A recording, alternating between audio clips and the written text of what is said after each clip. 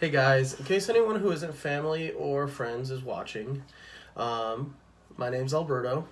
I go by AJ, and this is my wife Jennifer. Hi. We wanted to sit down and film a video to document the start of our infertility journey. We mostly want these for our own personal memories, but hopefully someday we could look back and appreciate how far we've come and how much we did to get where we will and how many takes it takes us with recording. But hopefully one day it'll all pay out. Smile, pucker. There you go. And if anyone happens to watch this video and take anything from it, that will definitely make us happy. It'll put a smile on Jen's face. She's a little down today, which is understandable. But love you. Love you too. So basically, here we go. So I'm 24 years old and he's 23, and we've been married for a little bit over a year now.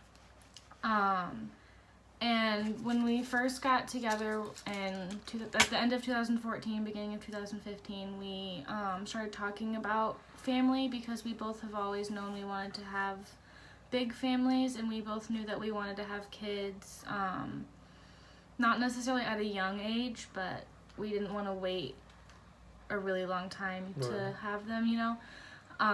So that's kind of where we were at in 2015. And then 2016, we got engaged, and we weren't really trying to have a baby, but we weren't preventing either. We were just kind of, if it happens, it happens.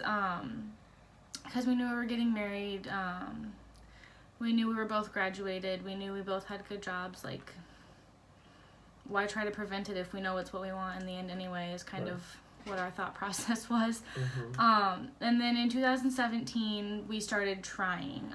That's the year that we got married. We got married in September of that year, and we started trying 23rd. At the beginning of 2017. We started really trying. And we thought that it would happen. You know, we were like, oh, if we start trying, it'll happen, because that's what we've known to happen for everybody else. But unfortunately, it didn't really work out that well for us like that. And about a year in, we decided to talk to my doctor about it. And she was very not understanding and very not kind. She was mean. She was mean. She wasn't mean. She didn't say nasty things, but the things that she said didn't come from a place of concern. They came from a place of, I still think of you as a child, and I still think you have no business having kids. And she was your childhood doctor. She's been my doctor since I was a kid, so like I guess I kind of get why she thought like that, but I was 22 years old at the time, and I feel like there was other ways that she could have gone about expressing her concern. So we found a new doctor, and right away when I told her that we had been trying for this long, she was concerned right away. She was like, that's not normal. Like, most of the time, without prevention, like, you get pregnant within a year of trying. So she referred us to the reproductive health unit at the doctor that I was going to, and we started seeing her, I think, like a month later, so it went pretty fast after that.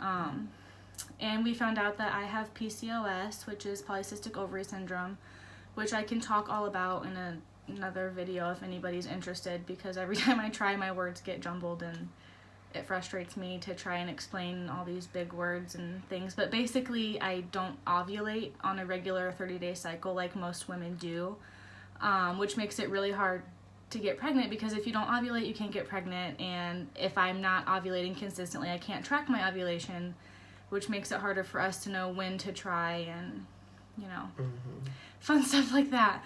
So she put me on a medicine called metformin, which basically helps regulate my insulin, because my insulin plays a big part in my ovulation not happening on time. And I was on the medicine for about 2 months, and it was supposed to heal my eggs and help get my ovulation back on track, but we found out yesterday at my checkup that it's not really working. She has me on 1,500 milligrams a day, every day, and we just upped it to 1,200. 2,000. 2,000 milligrams a day. Hopefully that'll start to help a little bit. But we also kind of found out that AJ's sperm isn't really cooperating either, which just kind of adds to the puzzle, because if I'm not ovulating and his sperm's not doing its job, then it's a really big word. We're stuck. It's a really big word. We filmed a video. We'll post it probably in a couple days. But it's a really big word, what he has, that basically means low count, low morphology, and low... There's one more. Motility. Motility. So his count's low. The way they're shaped, like the number of them that are shaped the correct way is low. And then the number of them that are moving is low. Which kind of sucks. But they're going to do another test this coming Monday to see, because that was his second test. His first test was low but not bad, and his second test was even lower. So they're going to do one more just to see kind of what his normal is. So that's kind of where we're at right now. She basically told us that with just what we're doing right now, we have a less than 5% chance of getting pregnant on our own, which kind of sucks, but sorry, it's fine. Like, I mean, it could be worse. Like, there's people who have a 0% chance, like, hey, it's never gonna happen. So, I mean, 5%, like, that's better than nothing, but it still kind of sucks to hear. But the good news is that there's things that we can do.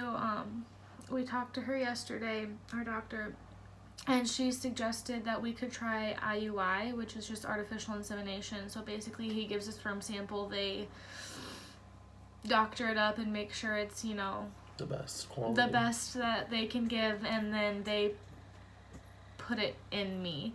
And if we do that mixed with like the Clomid and the injections and Femera and all that, our chances go up to 20%, which is better, but not the best. Still not the best. So then after that, our other option was, and we don't have to do that, like we can go straight to this next option, but she just gave us all of our options in her tool chest.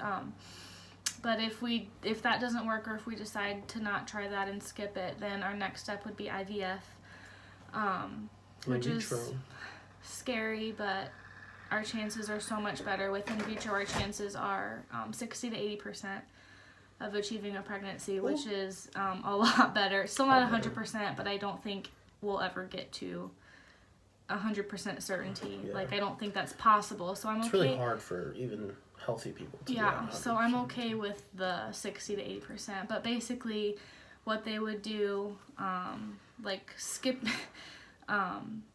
all of the scary explanation that she gave us. Basically, what they do is an egg retrieval. So they'll go in and they'll take as many healthy eggs as they can from me, and they'll basically put them in a petri dish with his best sperm. So however many eggs they take from me, they'll take that many sperm from him. And they'll put them together in a petri dish, and then we have to wait days to see if anything forms with them.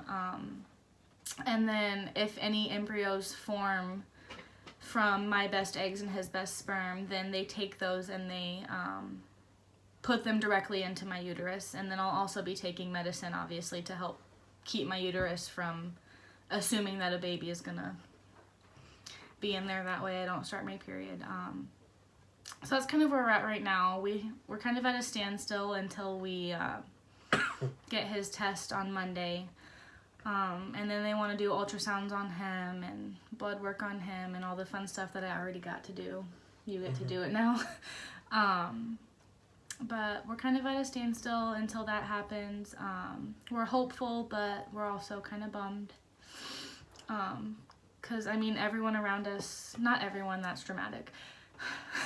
Most people around us have gotten pregnant just on their own, and while we're really happy for them, it kind of sucks for us to see how happy they are and just kind of go back to our little bubble of, will that ever happen? And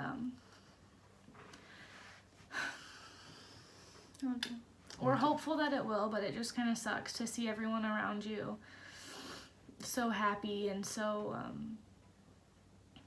optimistic about their futures, and us just kind of be stuck in this rut. And yes, I know we're young. I'm 24, he's 23.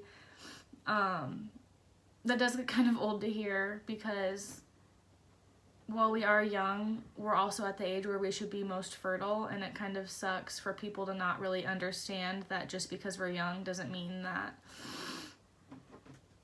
we don't seriously want this and that we're any less worthy of exploring other options than a couple who's older and has been trying for a while.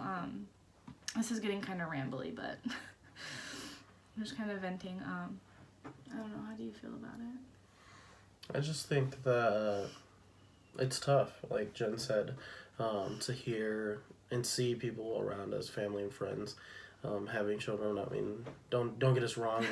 We're very enthusiastic and happy for our friends and family that are getting pregnant and having children, but it's tough as a couple to see the people around you that you love the most.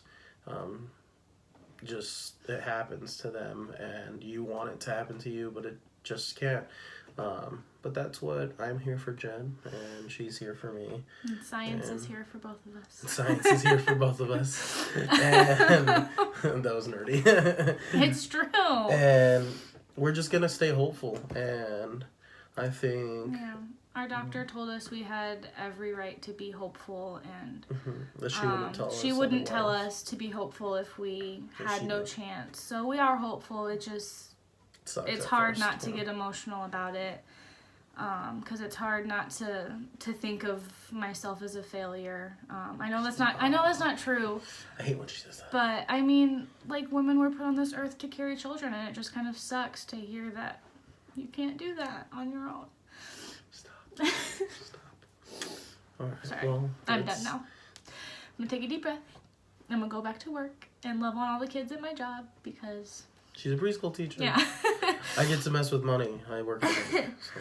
I'm gonna go snuggle some kids, because they cheer me up and they make me happy and tell me they love me. And it's 2:09. Let's wrap it. It's fine.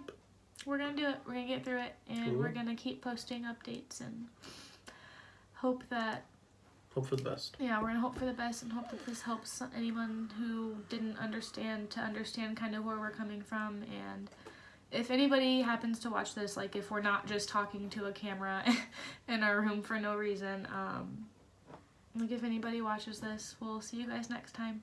Thanks for watching. Thanks, guys. Bye. Bye.